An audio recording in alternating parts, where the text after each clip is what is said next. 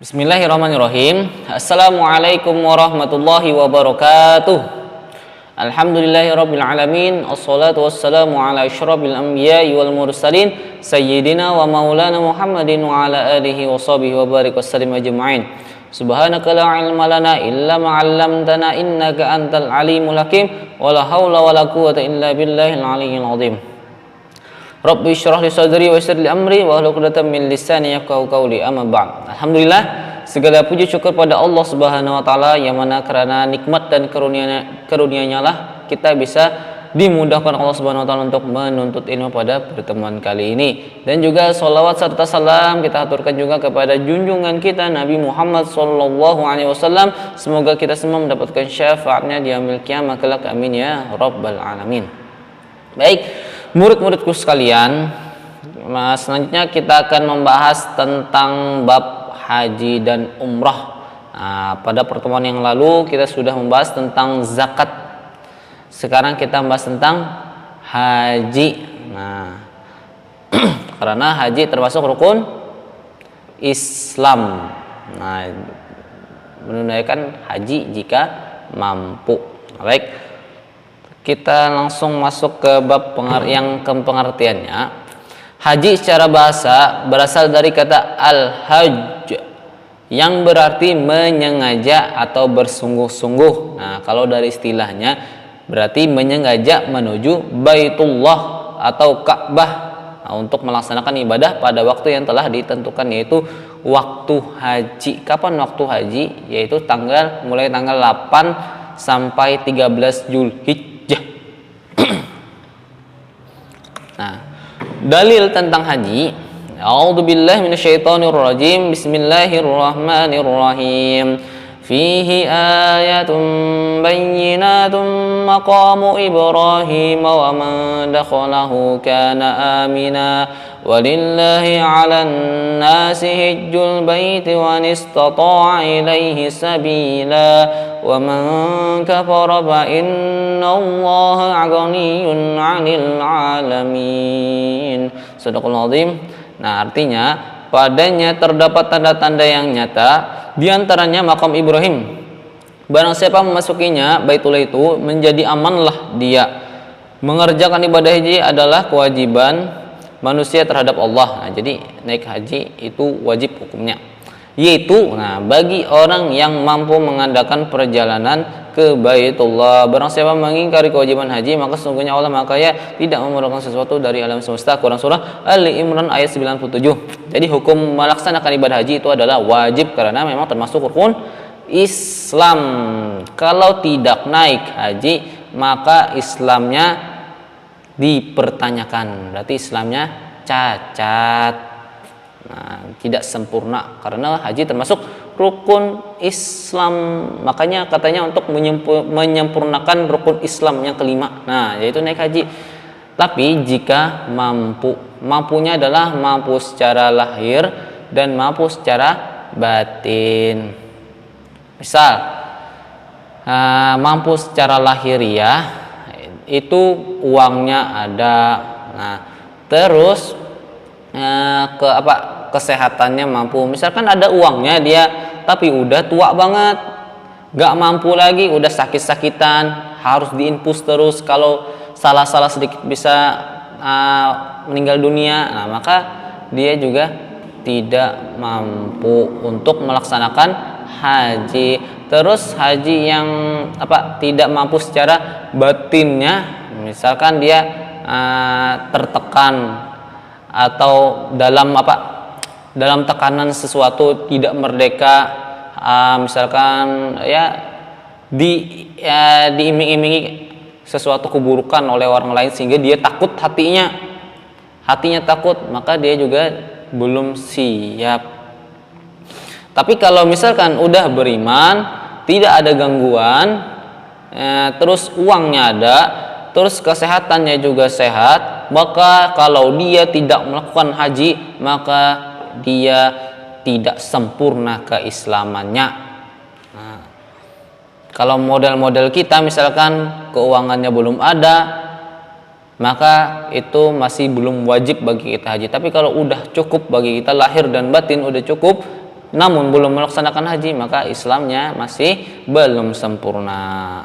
Mudah-mudahan kita semua bisa naik haji, bisa melihat Ka'bah, terus bisa berziarah ke makam Rasulullah dan melaksanakan ibadah haji seperti bagaimana Rasulullah melaksanakannya. Amin ya rabbal alamin. Karena memang naik haji itu memang benar-benar adalah panggilan dari Allah Subhanahu wa taala. Enggak mesti kaya. Kadang ada juga yang orang miskin, tukang jual ini, jual itu. Orang miskin tapi dia dapat panggilan dari Allah Subhanahu wa taala, entah berupa hadiah dari apa, terus misalkan ya ada orang kaya terus keluarganya meninggal, maka dia ingin dia ingin kuota yang udah mendaftar ini ada yang berangkat, maka orang miskin ditunjuknya karena misalkan dekat dengan dia, berangkatlah. Makanya memang naik haji benar-benar panggilan. Ada juga orang kaya tapi belum berangkat. Tapi ada orang miskin udah berangkat. Memang mudah-mudahan kita memang dapat panggilan dari Allah Subhanahu wa taala untuk melaksanakan ibadah haji. Amin ya rabbal alamin. Selanjutnya, ini syarat-syarat haji dan umrah. Yang pertama adalah Islam. Enggak Islam, enggak wajib. Ya, enggak ngapain juga kan? Enggak Islam tapi naik haji. Ya. Selanjutnya, balik. Yaitu sudah kalau laki-laki udah mimpi basah atau keluarin mani, atau yang perempuan udah menstruasi atau haid, balik udah. Terus yang ketiga, berakal. Ada juga orang balik tapi masih belum tapi berakal, misalkan ya entah misalkan kan, atau out. Nah, itu gitulah. Dia udah balik tapi otaknya belum sempurna, masih ya gitulah. Selanjutnya harus merdeka juga. Mungkin yang zaman dulu nih budak, maksudnya nih. Budak kan dia harus menuruti apa perintah majikannya. Bukan pembantu ya. Kalau pembantu sekarang itu bukan budak istilahnya. Dia masih bisa berhenti, saya berhenti. Nah, selesai. Tapi kalau budak, saya berhenti nggak bisa, harus bayar. Misalkan dia dibeli dalam harga 100 juta, misalkan dia dibeli 100 juta, maka sampai dia belum bisa membayar 100 juta itu, dia belum bisa bebas. Nah, itu budak. Ngeri memang. Dari mana dia dapat uang 100 juta itu kan? Sedangkan kerja dia nggak digaji. Nah, murni kerja. Kalau pembantu nggak digaji. Nah, jadi model-modelnya hamba sahaya atau yang budak ini, dia tidak wajib untuk melaksanakan haji karena dia belum merdeka. Atau misalkan negara yang terjajah dia nggak diperbolehkan negara tersebut melaksanakan haji. Kalau melaksanakan haji maka akan dibunuh misalkan. Maka dia juga nggak wajib untuk melaksanakan haji. Ya, alhamdulillah Indonesia merdeka kan, jadi bebas untuk bisa melaksanakan haji. Selanjutnya yang kelima, mampu. Nah, tadi udah kita bahas mampu secara lahir, mampu secara batin. Baik mampu secara keuangan, mampu secara hatinya, dan mampu secara fisik kesehatannya. Selanjutnya adalah yang keenam, ada mahram bagi perempuan. Jadi perempuan harus ada mahramnya, entah itu orang tuanya atau saudaranya atau suaminya. Jadi harus itu, nggak boleh sendirian berangkat sendirian. Itu nggak boleh. Kalau perempuan nggak boleh berangkat sendirian, kalau laki-laki boleh sendirian. Kalau perempuan harus ada temennya berupa mahramnya. Kalau temennya bukan, kalau temennya aja bukan, harus mahramnya, entah itu orang tuanya atau kakek neneknya juga boleh, atau saudaranya, suaminya, baru boleh melaksanakan ibadah haji. Yang selanjutnya yang ketujuh, dilaksanakan pada waktunya. Jadi waktunya dari tanggal 8 sampai tanggal 13. Sebelum dan setelah itu bukan waktu haji. Jadi umroh aja boleh itu kalau umroh. Kalau haji dari tanggal 8 sampai 13 Zulhijjah. Selanjutnya rukun haji dan umrah. Yang pertama adalah ihram. Jadi ihram itu adalah berniat melakukan ibadah haji. Kayak kita kan waktu mau sholat niat dulu, mau wudu niat dulu, mandi wajib niat dulu. Sama haji dan umrah juga harus niat dulu. Nggak langsung naik haji aja, nggak, niat dulu. Niatnya ada tempatnya nanti di miqat. Yang kedua, wukuf di padang Arafah. Jadi berdiam diri di padang Arafah sejak matahari tergelincir pada tanggal 9 sampai terbit fajar pada tanggal 10 Zulhijjah. Nah, makanya hari raya Idul Adha itu tanggal 10 Zulhijjah. Jadi ketika mereka selesai wukuf, itu kita hari raya. Nah, tanggal 9-nya kita disuruh berpuasa. Nah, kalau orang di Mekah sana, mereka tanggal 9 wukuf di padang Arafah. Jadi berdiam diri di padang Arafah. Nah, tapi diam dirinya juga bukan melakukan dosa, misalkan main dom, nah, bukan main game, berwukufnya bukan, salah. Tapi yang benar adalah dengan melakukan berzikir, berdoa, memohon ampun, memikirkan masa lalu kita, dosa-dosa kita, tidak ingin melakukannya lagi. Maka setelah wukuf itu, dosa-dosa kita akan diampuni oleh Allah Subhanahu wa taala. Itulah kehebatan dari naik haji, bisa mengampuni dosa-dosa juga. Yang ketiga, tawaf ifadah, yaitu berjalan mengelilingi Ka'bah sebanyak 7 kali putaran. Nah, jadi jangan sampai kurang, jangan sampai kekurangan lah. 7 kali putaran. Yang keempat, sa'i, berlari kecil dari Bukit Safa hingga Bukit Marwah sebanyak 7 kali. Jadi lari kecil. Sunnah kan, ya harus lari kecil. Yang kelima, tahallul, mencukur rambut kepala atau memotong sebagiannya. Jadi rambut kita ini ketika tahallul itu dipotong. Boleh sedikit, boleh juga gundul banyak. Cuman kadang ada orang nggak abdul katanya kalau nggak gundul, padahal yang nyukur sedikit pun boleh. Yang penting ya dicukur, namanya juga tahallul. Yang keenam, tertib, yaitu semua rukun harus dilakukan secara urut, enggak loncat-loncat, harus berurutan dari ihram, wukuf, tawaf, sa'i, tahallul. Nah, harus berurutan. Selanjutnya wajib haji dan umrah. Tadi rukun haji, sekarang wajib haji. Kalau rukun haji itu tertinggal, maka hajinya tidak sah, harus mengulang tahun depan. Kalau wajib haji itu kurang atau salah, maka hajinya sah, tapi dia wajib membayar denda dam berupa menyembelih hewan kurban. Yang pertama, memulai ihram dari mikot. Nah, mikot ini adalah tempat, ada juga mikot zamani, mikot Yamani, mikot makani. Jadi mikot tempat kita berniat. Jadi ada tempatnya berniat. Enggak misalkan dari Indonesia saya berniat, dari bandara Indonesia berniat, enggak, ada tempatnya nanti ketika di Mekah, ada yang di Madinah nanti Bir Ali, ada yang di Juhfah dan Rabik, ada di Lamlam. Nah, jadi ada tempat-tempatnya mikot. Nah, selanjutnya yang kedua, mabit di Musdalifah dan di Mina. Jadi mabit bermalam di Musdalifah dan di Mina. Yang ketiga, melempar jumrah Aqabah. Yang keempat, melempar jumrah ula, usta dan akabah serta meninggalkan semua larangan haji.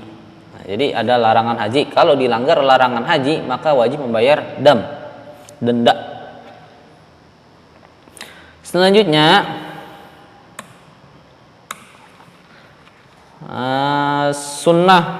sunnah haji dan umrah. Yang pertama adalah membaca talbiyah. Labbaik Allahumma labbaik, labbaik la syarika laka labbaik, innal hamda wa ni'mata laka wal mulka la syarika lak. Nah, jadi membaca itu sunnah membaca. Kalau nggak baca gimana? Nggak apa-apa. Tapi kalau dibaca dapat pahala. Jangan kamu nggak baca nggak sah. Nggak sah aja, tapi pahalanya nggak dapat. Kadang ada orang yang belajar haji, dia menghafal yang doa-doa, padahal doa-doa itu sunnah. Yang wajib itu adalah yang tadi niatnya, terus yang rentetannya itu adalah yang wajibnya, yang rukun-rukunnya itu yang penting. Kalau yang doa-doanya itu adalah sunnah. Kita menghafal doanya, tapi utamakan yang wajib dan rukunnya itu kita sudah mengerti juga. Yang kedua, melaksanakan haji dengan haji ifrad. Jadi ada haji ifrad, ada haji tamattu, ada haji qiran. Ada yang haji aja, ada yang haji digabung dengan umroh. Nah, ada umroh dulu, ada yang haji dan umroh digabung, ada yang umroh dulu baru haji. Nah, nanti dibahas pertemuan selanjutnya insyaallah. Yang ketiga, menunaikan salat sunnah sesudah tawaf. Jadi sesudah tawaf 7 kali itu salat sunnah. Ada ya. Selanjutnya minum air zam-zam itu sunnah, minum air zam-zam. Ya, selagi di sana kan minum air zam-zam, bukan minum yang ya, atau ak. Itu di sana minum air zam-zam aja kalau bisa. Apalagi minum air tangkiling, ngapain jauh-jauh ke sana cuma minum air tangkiling. Selanjutnya yang kelima, berdoa sesudah membaca talbiyah. Nah, itu doa lagi setelah baca talbiyah tadi. Yang keenam, berzikir suatu tawaf, sewaktu tawaf. Jadi sambil berzikir atau sholawat ya. Boleh. Jadi bukan ngobrol-ngobrol aja, enggak. Selanjutnya, nah perkara yang dilarang dalam haji dan umrah. Jadi ada yang dilarang. Kalau dilanggar bayar dam juga tadi. Memotong kambing, memotong hewan kurban. Boleh unta, boleh sapi. Yang pertama, memotong kuku. Nah, gara-gara memotong kuku doang menyembelih hewan kurban. Ayo, hati-hati. Memakai wangi-wangian ketika sudah berihram itu nggak boleh. Jadi ya sebau-baunya aja udah. Makanya sebelum ihram itu disunahkan untuk memakai wangi-wangian dulu, karena setelah ihram itu nggak boleh lagi. Nah, selanjutnya menikah atau menikahkan. Jadi menikah pada waktu haji itu nggak boleh, dan menikahkan juga nggak boleh. Nah, ketika sudah berihram dari tanggal 8 sampai tanggal 13 itu dilarang menikah, dan menikahkan juga nggak boleh. Yang keempat, membunuh binatang buruan. Bawa senapan dari Indonesia, menembak burung, nggak boleh. Melakukan hubungan suami istri, nah bagi yang sudah menikah itu libur mereka, nggak boleh. Yang keenam, memotong dan menghilangkan bulu atau rambut. Nah, selain daripada waktu tahallul itu nggak boleh memotong rambut atau menghilangkan bulu. Misalkan nyambut kumis waktu sudah ihram, nah itu nggak boleh. Jauh. Selanjutnya, berkata kotor. Nah, kata-kata hewan disebutnya gitu nggak boleh. Mencaci, berselisih, bertengkar, berkelahi dan lain sebagainya. Dan selanjutnya, bagi laki-laki dilarang menggunakan pakaian berjahit. Jadi jangan berjahit. Jadi pakaian ihramnya tuh ya lilit-lilit aja pasang itu. Jangan yang pakai berjahit. Maaf, siapa tahu kan ihram masa depan kan ada yang pakai tangan, pakai kantong, itu nggak boleh. Nah, baik, itu saja yang dapat saya sampaikan. Semoga berkah, bermanfaat, dimudahkan dalam memahami dan mengamalkannya. Mari kita tutup dengan berdoa bersama-sama. Amin ya rabbal alamin. Bismillahirrahmanirrahim. Alhamdulillahirabbil alamin. Allahumma shalli ala sayyidina Muhammadin wa ala sayyidina Muhammad. Rabbana zalamna anfusana wa illam taghfir lana wa tarhamna lanakunanna minal khasirin. Rabbana zidna ilman warzuqna fahman bi rahmatika ya arhamar rahimin. Rabbana atina fid dunya hasanah wa fil akhirati hasanah wa qina adzabannar. Wa sallallahu ala sayyidina Muhammadin wa ala alihi wa sahbihi wasallam. Subhana rabbika rabbil izzati amma yasifun wa salamun ala al mursalin. Alhamdulillahi rabbil alamin. Baca hamdalah, alhamdulillahirabbil alamin, istighfar 3 kali, astagfirullahaladzim, astagfirullahaladzim, astagfirullahaladzim. Baca doa kafaratul majelis, subhanallah wa bihamdi, subhanakallahumma wa bihamdika, asyhadu an la ilaha illa anta, astaghfiruka wa atubu ilaik. Walhamdulillahirabbil alamin. Wassalamualaikum warahmatullahi wabarakatuh.